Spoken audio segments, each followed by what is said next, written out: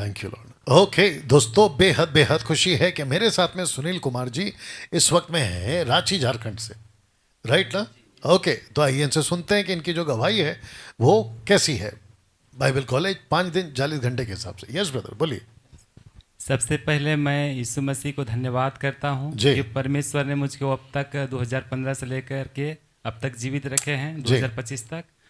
और मैं जितने भी मेरे भाई बहन हैं जी मसीह में जी सभी को जय मसीह की कहता हूँ। जी। और विशेषकर हमारे पास्टर जो हैं उसको भी जय मसीह कहता हूँ। Thank you. मैं बताना चाहता हूँ अपने जीवन की गवाही मेरे प्रियो, क्योंकि मैं एक हिंदू फैमिली से आता हूँ। अच्छा। और मैं बहुत ही दुखी था 2015 ईस्वी में।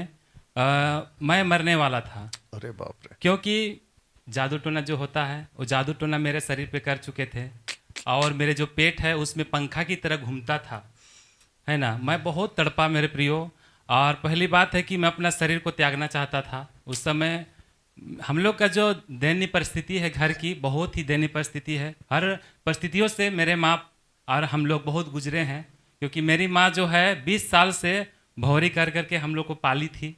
और हम लोग के पास में मुझको दिखवाने के लिए जो मेरा दादी उसको चैन दी थी, यहाँ तक कि गिरवी रख करके 5,000 में वो मुझको दिखवाई। तो भी मेरा जो स्थिति था, कंडीशन जो था, ठीक नहीं हो पा रहा था। तो मैं जिस उस समय मेरा भैया आपका छत्तीसगढ़ जो अंबिकापुर है वहाँ पर ही रहता था ग्लेज कंपनी में। और मुझको दिखवाने करके मेरे माँ ले गई थी लुथरा शरीफ, जो अल्लाह का मज़ार बोलते हैं, वहाँ पर ही। तो वहाँ पर ही 8 महीना हमको रखे। उसके बाद मैं डिसीजन लिया कि ये 24 घंटा की दुख उठाने से अच्छा मुझे मर जाना ही फायदा है, शरीर को त्याग देना ही फायदा है। तो मैं भैया को बोला कि भैया तुम मुझको देखने के लिए आ जाओ, नहीं तो मैं अपना शरीर को त्याग दूंगा। तो मेरा बेचारा भैया मेरे बातों को सुन करके वो आया मुझको देखने के लिए। और मैं मरना चाहता था, इसलिए मैं गुड़ाखू को बहुत खाता था और खैनी को बहुत खाता था कि अभी मुझको मर जाना है। लेकिन परमेश्वर को मैं धन्यवाद करता हूँ कि परमेश्वर जिसको चुनते हैं। जी, आपको इधर देख के बोलना है क्योंकि हमारे लोग भी समझेंगे इस यस। बात को। जी तो मेरा भैया आया और मेरे चलते मेरा भैया होटल में काम करता था। वहाँ पर ही 100 रुपये देते थे, कितने तकलीफ के साथ में। वहाँ पर ही जैसे कि दारू भी बेचा जाता था। लेकिन मेरे सिचुएशन को देख करके मेरा भैया वहाँ पर ही काम किया। और मैंने निर्णय लिया कि एक दिन चोरी किया 60 रुपया, और वहाँ से चल गया मैं बलौदा। एक जगह है छत्तीसगढ़ में, बलौदा चल गया बस में।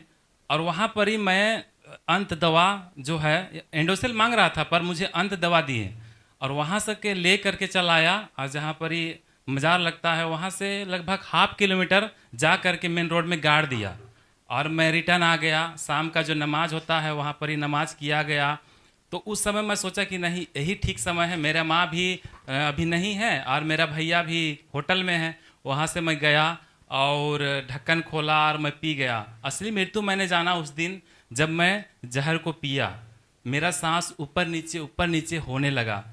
तो मैं उस दिन जाना कि वास्तव में जो है मृत्यु ऐसे ही होती है इंसान का। जी तो मैं उस दिन बहुत रो रो के बिलक बिलक करके तड़प तड़प करके मैंने प्रार्थना किया कि यदि कोई सृष्टि का कोई तो है जो सच्चा है, जी कोई तो जरूर सच्चा है जो सृष्टि को चला रहा है। जी और सचमुच मेरा यीशु के पास में मेरी तड़पना, मेरा रोना, मेरा फड़फड़ाना, मेरा आंसू को देख करके मेरा परमेश्वर यीशु मसीह ने मेरे आवाज को सुने। यार 6 बार उल्टी हो गया मेरे प्रियो, बिना डॉक्टर से मिले हुए, और मेरा जीवन बच गया। वाह। और उसके बाद वहाँ पर ही एक भाई था, उसने बताया कि वहाँ पर ही बहन लोग मसीह में जो है, बहन लोग उन लोग प्रेयर करते हैं, कैसो भी केस होता है सोल्व हो जाता है, ऐसा करके बोले। तो वहाँ पर ये नियम है, जैसे खैनी नहीं खाना है, बहुत सारा नियम था ऐसा बोले। क्योंकि उसका भी जो साली थी वो भी पगली हो चुकी थी, लेकिन वो विश्वास नहीं करता था, इसकी वजह से वो मज़ार में था। वहाँ से मैंने प्रभु यीशु मसीह को जाना, लेकिन मेरे में विश्वास नहीं था। मैं कभी तालाब तरफ चल जाता था, कभी कहाँ चल जाता था। भाई से बहुत ही बोलता था, मैं भैया को बोलता था कि भैया मुझको तुम छोड़ दो, नहीं तो मैं मर ही जाऊँगा। कैसे भी करके भैया को बोला कि यहाँ से मुझको तुम ले जाओ, क्योंकि मैं ठीक नहीं हूँगा। मेरा भैया मुझको अपने मेरे बहन के यहाँ ले गए, सीकेपी में लाए, मौलवी बनाला से भी दिखवाएं, वहाँ भी ठीक नहीं हुआ। मैं भैया को बोला कि भैया आप हमको घर ले जाओ, सबसे अच्छा मैं कुआं डूब के मरूंगा तो फांसी लग के मरूंगा, मरना है तो मरना ही है। और वहाँ पर ही फिर मैं रेलवे स्टेशन चल गया। अब बोल रहा हूँ कि ट्रेन अभी आएगी और कट के मैं मर जाऊंगा, पापा इतना डेंजरस मृत्यु हो जाएगा। मैं बैठ गया और सोचने लगा कि नहीं, ये बहुत खतरनाक मृत्यु है भाई। तो मेरे जीजाजी आए, पूरा दारू पी के पूरा मस्त थे। मेरा भैया मेरे जीजाजी बोले कि तुम क्या मरोगे, उससे पहले मैं मर जाऊंगा। तो इस तरह से मेरे प्रियो मैं अपने भैया को, फिर मेरे भैया को मैं बोला कि आप हमको घर ले जाए चलिए, मैं अपने गांव में ही मरूंगा, कुआं डूब के मरूंगा या तो फांसी लग के मरूंगा, मरना है तो मरना ही है मुझे, तुम लोग मुझको छोड़ दो। क्योंकि तुम लोग ने दिखवा दिखवा करके अब थक चुका है, पैसा भी नहीं है घर में, कुछ भी नहीं है, उससे अच्छा मुझे मर जाना ही अच्छा है। तो मेरा भैया ने निर्णय लिया कि नहीं, इसको अगर घर ले जाएंगे तो ऑटोमेटिक ही मर ही जाएगा। तो मेरा भैया क्या किया, वो सिमडेगा लेके गया मुझको, घर लेके नहीं गया। और वहाँ पर ही मसीह पास्टर लोग को वो ढूंढने लगा। तो ढूंढते ढूंढते एक भैया है जयकांत बड़ाई कह के पास्टर, तो उसके यहाँ ले गया। शाम में आराधना होता था, तो वो मुझको सबसे पहले प्रार्थना किए मेरे लिए और प्रभु यीशु मसीह के बारे में बताएं, अपने जीवन के जो उनकी घटना घटा था, कैसे प्रभु में आए, वो भी क्योंकि वो भी हिंदू था।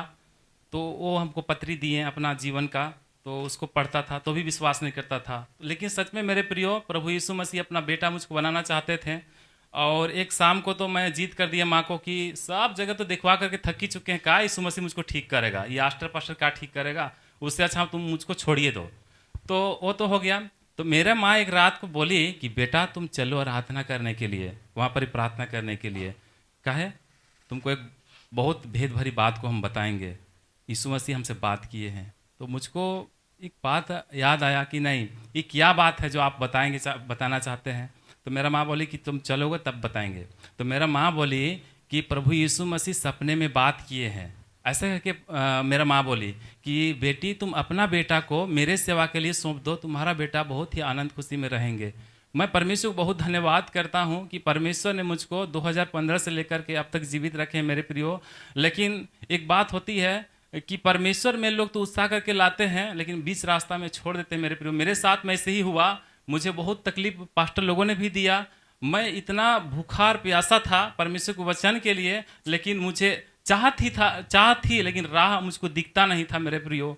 सचमुच कोई मुझे दिखाता नहीं था। यहाँ तक कि बड़े बड़े पास्टर लोग के साथ में मैं घर जाकर के 7 दिन भी रहता था, और लेकिन भी मुझको लोग नहीं सिखाते थे। मैं बोलता था कि आप मुझे मार करके सिखाइए, चाहे कुछ भी करके सिखाइए, लेकिन नरक से बचाइए, लेकिन मुझको सिखाते नहीं थे मेरे प्रियो।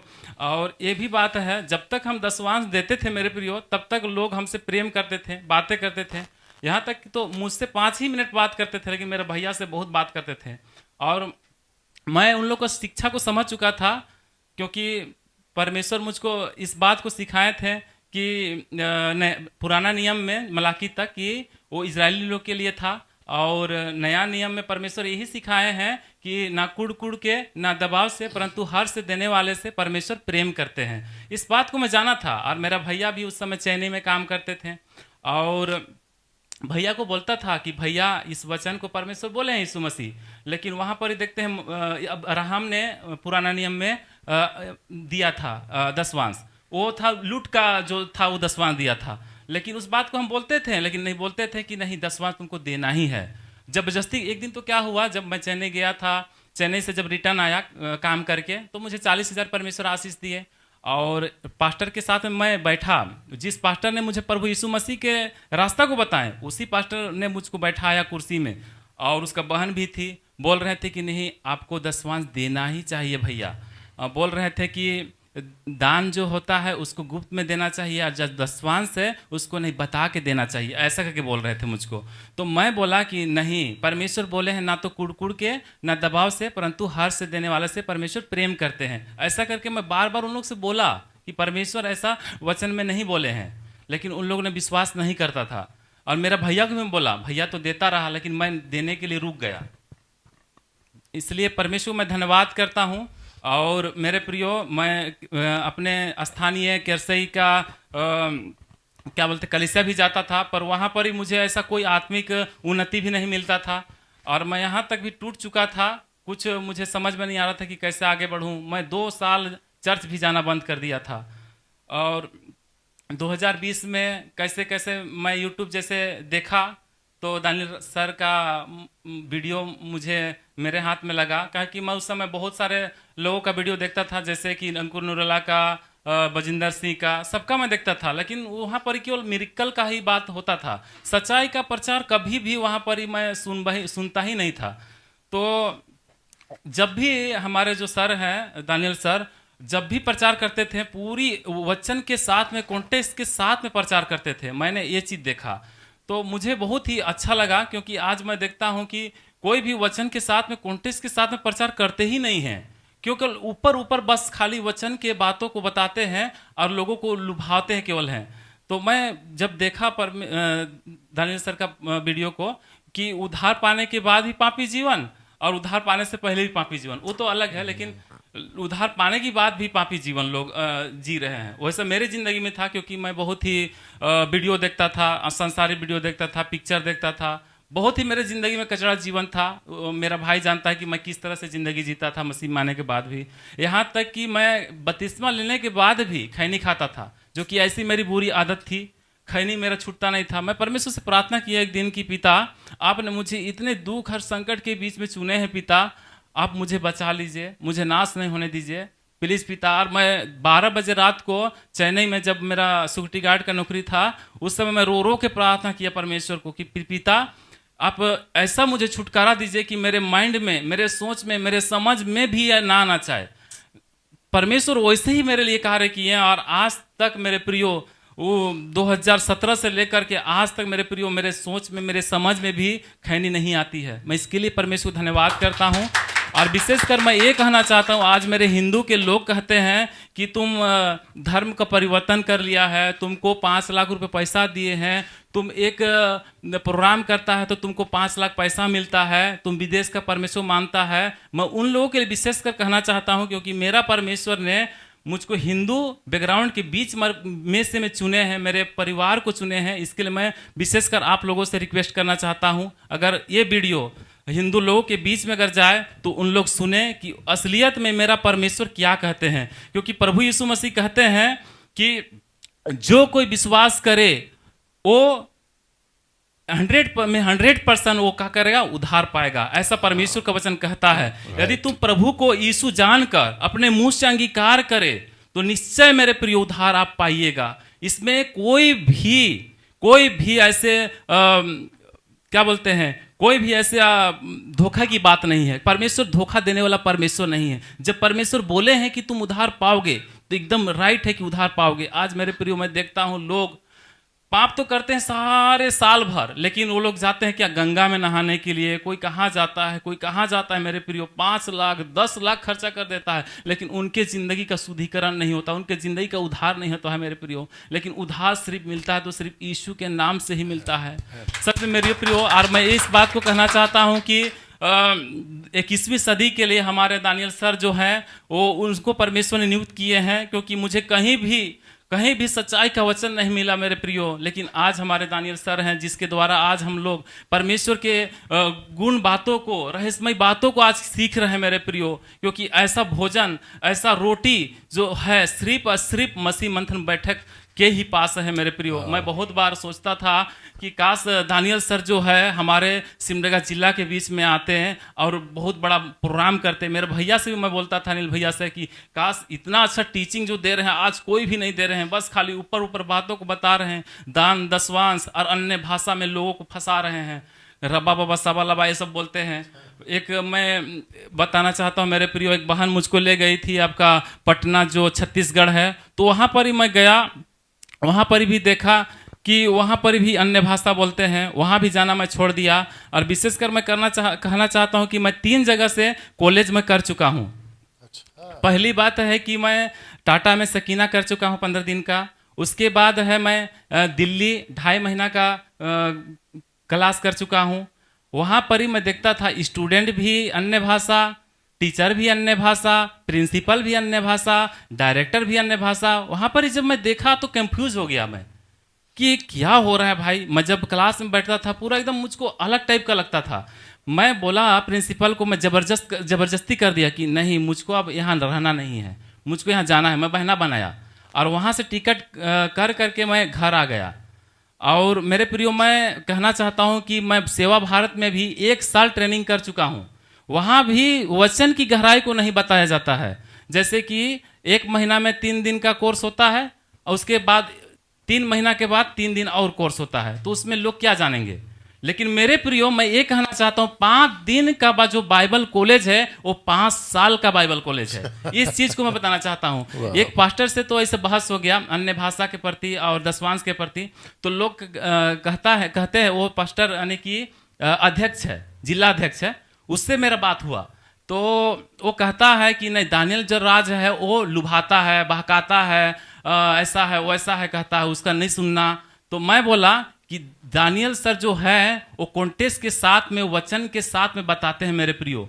ऐसा मैंने बोला उससे। वो बोलता है कि नहीं, 3 साल में हम लोग जो वचन को सीख रहे हैं वो कैसे 5 दिन का कॉलेज करवाता है, ट्रेनिंग करवाता है, ऐसा करके बोलता है।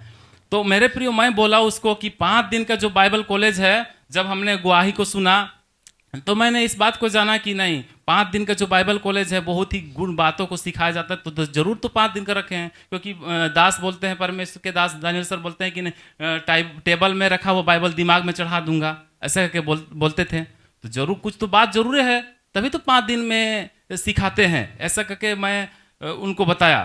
तो भी वो बात को मेरा ईसन कर दिया, कट दिया और फ़ोन को भी काट दिया। तो मैं बोला कि कोई बात नहीं है। मैं बताना चाहता हूँ विशेषकर मेरे प्रियो कि सिमडेगा जिला के लिए कि यदि कोई मेरे भाई, तो हिंदू लोग चाहे कोई भी, मेरे क्रिश्चियन लोग जितने भी हैं जो मुझको जानते हैं, जितने लोग भी जानते हैं, वो लोग अगर आना चाहते हैं, मसीह मंथन बैठक में जुड़ना चाहते हैं, कॉलेज करना चाहते हैं, तो वो आ सकते हैं। और उसके लिए मैं विशेषकर बताना चाहता हूँ मेरा नंबर 84 34 64 94 48, यही मेरा नंबर है। यदि आप लोग आना चाहते हैं तो इस नंबर के साथ में कांटेक्ट करें। और सर के पास यदि कांटेक्ट नहीं होता है तो मैं सर के से संपर्क करवाऊंगा। मैं इतना ही कहकर सभी को जय मसीह कहता हूँ। ओके, क्या बात है जी, थैंक यू। प्लीज बैठिए। मैं समझता हूँ कि इनकी जो गवाही है, पहली बात तो इनका व्यक्तिगत जीवन बहुत अद्भुत रहा है, और आपने सुना है कि कैसे वो मरने के लिए भी तैयार हो गए थे, बट परमेश्वर ने उनको लाइफ दिया है। लेकिन उसके बावजूद भी मैं एक बात बोल देता हूँ, आपको भी सही लगेगा और जो समझदार है उनको भी सही लगेगा। अगर गलत शिक्षा पाना ही था तो इनका मरना बेहतर था। बाप रे, आपने सुना मैंने क्या कहा? अगर गलत शिक्षा ही पाना था तो इनका मरना ही बेहतर था। अब मुझे नहीं पता कि इनमें से कितने लोग हैं जो ये बात को समझे होंगे अभी मेरी जो लाइन है। अगर आप भी ऐसे ही हैं ना, तो मैं तो कहता हूं कि फिर मरना ही बेकार है, बेहतर है, माफ करना, मरना ही बेहतर है। क्योंकि गलत शिक्षा पाके आप जीवन की अपेक्षा नहीं कर सकते।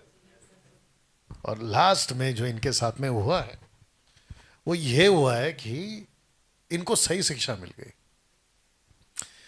7 दिन, 3 महीना और कितना साल, और कहाँ कॉलेज किया, 2.5 महीना 3 महीना जो भी, देख लीजिए। उसके बावजूद ये 5 दिन में इन्होंने जो सीखा है